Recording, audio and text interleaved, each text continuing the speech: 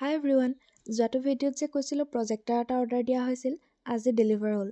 চ' মই ভাবিছোঁ তাকে এইটো আপোনালোকৰ লগতে আনবক্সিং কৰোঁ। আৰু পাৰ্চেলটো অ'পেন বক্স ডেলিভাৰীৰ কাৰণে অলৰেডি আনপেক্ড হৈ আছে দেই। প্ৰজেক্টৰটো আছিল জেব্ৰনিক্সৰ পিক্সাপ্লি 22 আৰু ইয়াৰ প্ৰাইচ আছিল অনলি 10,000 ৰুপিজ। চ' ব'লক এতিয়া বক্সটোৰ ভিতৰত কি আছে চাওঁ। প্ৰজেক্টৰটোৰ পেকেজিংটো ভাল অহাৰ লগতে ওপৰত আৰু তলত দুইফালে এই স্পঞ্জটো যে লাগি আছে সেইটো থকাৰ বাবে ডেমেজ পচিবিলিটিটো খুব কম, যাৰ কাৰণে ইয়াক ক'ৰবাত কেৰি কৰাটো খুব সুবিধা হ'ব।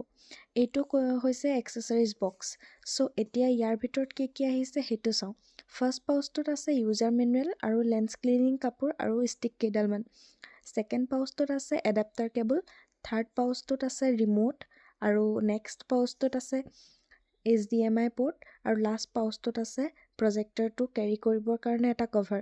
আৰু এইটো হৈছে প্ৰজেক্টৰটোৰ লুকছ মোৰ খুবেই ধুনীয়া লাগিছে। আপোনালোকৰ কেনেকুৱা লাগিছে জনাবচোন কমেণ্টত। এইটো হৈছে পাৱাৰ অন অফ বটন আৰু বেক চাইডত আছে স্পীকাৰ। এইটো HDMI পোৰ্ট আৰু এইটো USB পোৰ্ট, এইটো অক্স আউট, এইটো পাৱাৰ পোৰ্ট। ইয়াৰ কোৱালিটি চেকৰ কাৰণে আমি মিৰাকাষ্ট কৰি পুষ্পা লগাই চালোঁ। চিনেমাখন হল ৰেকৰ্ডিং আছিল যদিও quality according to the price যথেষ্ট ভাল আছিল আৰু চাউণ্ড কোৱালিটিও খুব ভাল। আপোনালোকেও যদি অলপ কম দামৰ ভিতৰতে এটা ভাল প্ৰজেক্টৰ বিচাৰে তেন্তে এইটো ল'ব পাৰে। মই লিংক ডেছক্ৰিপশ্যনত দি দিম।